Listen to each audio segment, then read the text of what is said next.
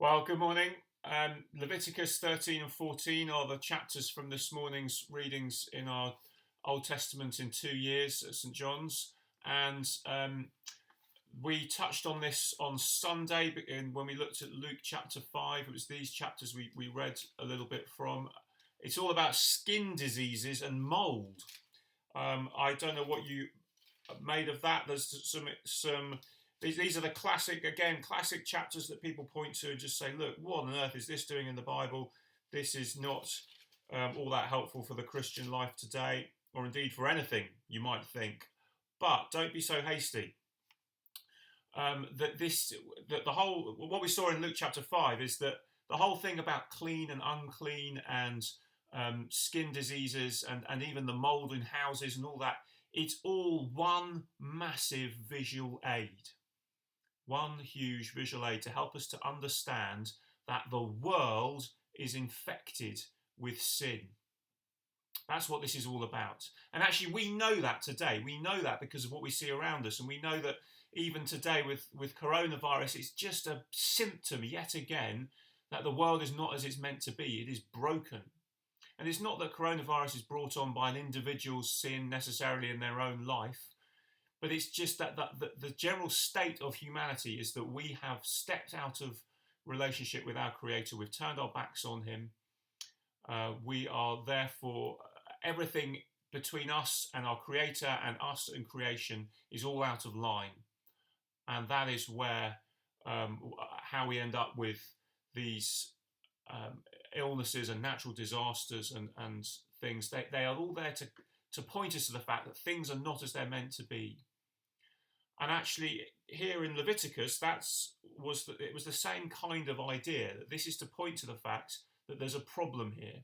And mold and skin diseases are, in one sense, literally superficial. That's the point.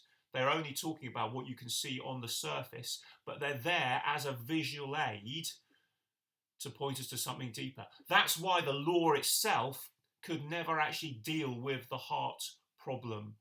And so when people looked to it as a way of dealing with their problems and they looked to it as a way to justify themselves, it couldn't do that because it couldn't get beneath the skin, literally. It couldn't get beneath the surface to the underlying problem. The law was supposed to be on their hearts, but their hearts were the problem. And it's the same for us, same for all human beings. We need new hearts. But it is here to function as a visual aid, to help us understand what we need to happen in our hearts. And you can see that in chapter 14 with what the Lord says about the priests going out to cleanse the leper, for them to be brought back into the community. What has to happen? And you can see three things. Chapter 14, verse 3, the priest has to go outside the camp. And then verse 4 and following, there's a sacrifice. And then verse 8 and 9, the person is cleansed, they're shaved, they're bathed, they're shaved again. They become, if you like a newborn baby. And it's a picture, do you see? It's a picture of what needs to happen to us. And the New Testament picks up on this all over the place, talking about cleansing. This is the imagery, this is where it comes from. Jesus goes outside the camp. He joins us in our filth. He comes to us. We don't have to go to him. He comes to us. There's a sacrifice.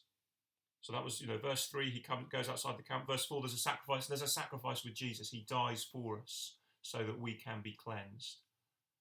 And then new life begins. We become like newborn babies. We are born again when we put our trust in Jesus, and we are brought back into relationship with God and relationship with one another as we were created for. So this is all one big visual aid to point us to Jesus. Remember Luke chapter 5. The leper comes to Jesus and says, if you are willing, you can make me clean. And we need to know that if we go to him, if we're conscious of sin, we're conscious of brokenness, if our loved ones go to him, if anybody goes to him, and we need to share this hope, we need to share this with everybody we come into contact with, whether online or whether at work or whatever it is, to know this hope that this is the one we can go to and say, if you're willing, you can make me clean. And he will say, I am willing. be clean.